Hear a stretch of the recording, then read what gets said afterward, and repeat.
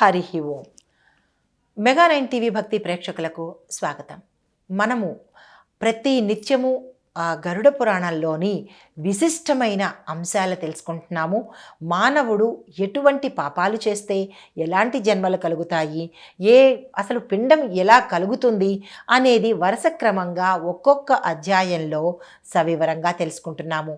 అయితే ఈ అధ్యాయంలో ప్రేత జన్మకు ఎటువంటి బాధలు ఉంటాయి, ఎలాంటి శిక్షలు పడతాయి, దానితో పాటు వాటిని తప్పించుకునే విధానం ఏమిటి అని చెప్పి గరుత్మంతుడు శ్రీ మహావిష్ణువుని అడుగుతాడు. అయితే ఈ అధ్యాయంలో మనము బాధలు ఎలా ఉంటాయి, ఏ రకాలుగా ఉంటాయి అనేవి, ఏ పాప పనులు చేస్తే ఎటువంటి బాధలు, జన్మలు కాదు బాధలు తీసుకుంటారు అని చెప్పి శ్రీ మహావిష్ణువు గరుత్మంతుడికి సెలవిస్తున్నాడు. ఈ యొక్క అధ్యాయంలో మనము సవివరంగా తెలుసుకుందాము. అయితే నానా రకాలైనటువంటి బాధలు ఉంటాయట. అందులో కొన్ని ఏమిటి అంటే కనుక ఎప్పుడూ పాపపు పనులు చెయ్యాలనే తలంపు కలిగి ఉండడము, ముఖము దేహకాంతి విహీనంగా ఉండడము అంటూ ఉంటారు. ప్రేతముఖం పడింది, కళ లేదు, కళావిహీనంగా ఉన్నారు అని మనం నిత్యం వింటూనే ఉంటాము. అంటే వారిలో ఇటువంటి ప్రేత కళలు అనేవి కనిపిస్తూ ఉంటాయట. అయితే అధర్మ చింతన కలిగిన వాళ్లకు, దైవభక్తి లేకపోవడము, దైవాన్ని తోలనాడడము, శృతి స్మృతి పురాణ ఇతిహాసాలను విశ్వసించకపోవడము, అంటే నాన్సెన్స్, ఏ పురాణాలు ఉన్నాయి, ఏ దేవుడు లేదు, ఏదీ లేదు, అంతా ట్రాష్ అంటూ తిరస్కార భావంతో ఉండడము, ఆ భావాన్ని ఇతరులకు కూడా తెలియజేయడము, ఇతరులతో అంటూ ఉండడం కూడా మహాపాపమే అని చెబుతూ వాటి వల్ల వ్యతిరేక ప్రచారం చెయ్యడము, కాపురాలలో కలతలు ఏర్పాటు చెయ్యడము, భార్యాభర్తలను, తల్లి బిడ్డలను విడదీయడము, సంతాన సౌఖ్యం లోపించడము, పుత్రుని చేత ద్వేషించబడము, అంటే కొడుకుల చేత తల్లిదండ్రులు అసహించుకోబడము, భార్యతో నిత్య కలహాలు, ఎప్పుడూ ఒక ఇంట్లో గొడవలు, ఇబ్బందులు పడ్డము, భార్యాభర్తలు చిరాగ్గా ఉండడం, ఒకళ్ళనొకళ్ళు అసహించుకోవడము, నిత్య కలహాలు, పరస్పరం నిరాదరణ,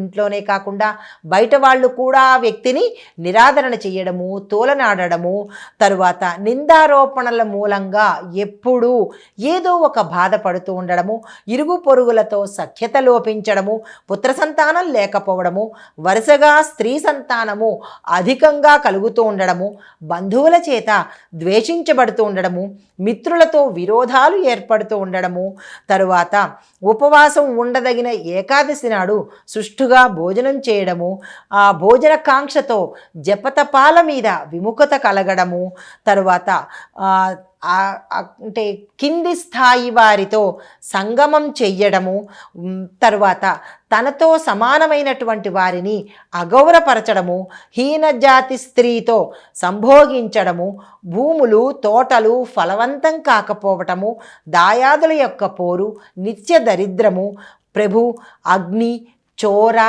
భీతులు కలగడము, ప్రేతజన్మ పొందడం కనుక తటస్థిస్తే, దీనితో పాటుగా అంతు చిక్కని మందులకు లొంగనటువంటి రోగాలను, వింత వింత రోగాలతో బాధపడుతూ ఉండడము, నిత్యం చేయవలసినటువంటి కార్యాల పట్ల అనాసక్తత, ఇటువంటివన్నీ ఒక కుటుంబంలో ఎవరైనా ఉన్నట్టయితే కనుక వాళ్ళకి ప్రేత జన్మ పొందడం తటస్థిస్తే కనుక వారికి ఈ బాధ వారి కుటుంబాలందరికీ కూడా పరంపరగా సంప్రాప్తం చెందుతుందట.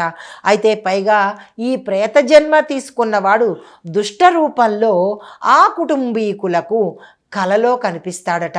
అయితే ఈ ప్రేత జన్మకు కారణాలు ఏమిటి? ఈ సందేహాన్ని గరుత్మంతుడు మళ్ళా తిరిగి మాధవుణ్ణి ప్రశ్నిస్తాడట. ఒకవేళ ఎవరికైనా అట్టి జన్మ కలిగితే మరి వారేమి భుజిస్తారు, ఎక్కడ నివాసం చేస్తారు, చెప్పవయ్యా మాధవ అంటూ గరుత్మంతుడు అడుగుతాడట. అప్పుడు దానికి ఆ పరమపదనాథుడు ఈ విధంగా సెలవిచ్చాడు. ఏమని? వైనతేయ, పూర్వజన్మలో మహాపాపం చేసుకుని ప్రేత జన్మ కనుక వచ్చినట్టయితే ఆ యొక్క కుటుంబీకులు నూతులు, చెరువులు, సత్రాలు, దేవాలయాలను కనుక నిర్మించినట్టయితే, ఏ పుణ్యాత్ముడైతే ఇటువంటి ప్రక్రియ చేస్తాడో ఆ వంశంలో ఉన్నటువంటి ప్రేత జన్మ కలిగిన పితృదేవతలు ఎవరైనా ఉంటే వాళ్ళు పరమపదం చేరతారట.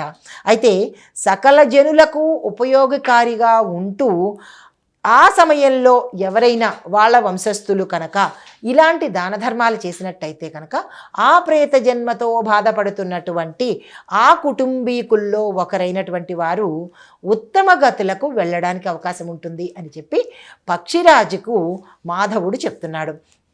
అయితే మళ్ళా తిరిగి పక్షిరాజు గరుత్మంతుడు మాధవుణ్ణి ఏమని అడిగాడయ్యా అంటే, ఇంకా ఎవరెవరు ప్రేతజన్మలు ఎత్తుతారో సెలవివ్వాల్సింది అని చెప్పినప్పుడు మహావిష్ణువు మొట్టమొదటగా ఏం చెప్పాడంటే, ప్రజా వినియోగార్థంగా ఉన్నటువంటి దాన ధర్మాలు చేసి కొంతకాలము ఆ వ్యక్తి కనుక వాటిని అమ్మేస్తే, అంటే కొంతకాలంగా అవి నడిపిస్తూ అమ్మేసినటువంటి వ్యక్తి అంటే దానంగా ఇవ్వాలే తప్ప అమ్మకం పెట్టినట్టయితే కనుక ఆ వ్యక్తి ప్రేత జన్మ పొందుతాడట. అతడికి ప్రేత జన్మ తథ్యము అని చెప్పాడు.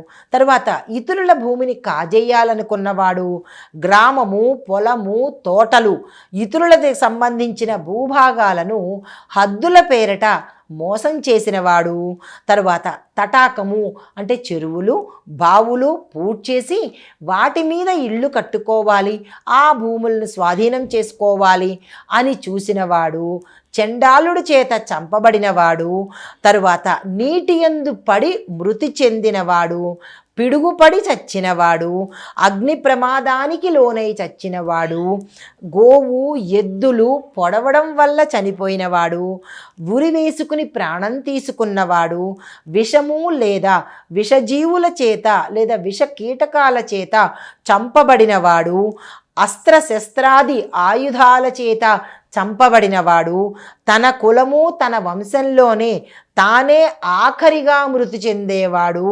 దేశాంతరంలో ఎవరికీ తెలియక తన వారు దగ్గర లేక చనిపోయినవాడు, దొంగల చేత కొట్టబడి ప్రాణాలు పోగొట్టుకున్నవాడు, అంతు చిక్కని రోగాల చేత అవసాన దశలో సమీపించకుండానే మృతి చెందినవాడు, వృషోత్సర్జనం చేయకనే మరణించినవాడు, తల్లిదండ్రులకు శ్రాద్ధాలు పెట్టకుండా తర్పణాలు వదలకుండా మరణించినవాడు ప్రేత జన్మలెత్తుతారు అని చెప్పి శ్రీ మహావిష్ణువు ఈ కారణాల వల్ల చనిపోయిన మనిషి ఎవరైనా ఉంటే వారు తప్పనిసరిగా ప్రేతలోకంలో శాశ్వతంగా ఉండిపోతారు అని సెలవిచ్చాడు. ఇంకా ఏమని చెప్పాడు?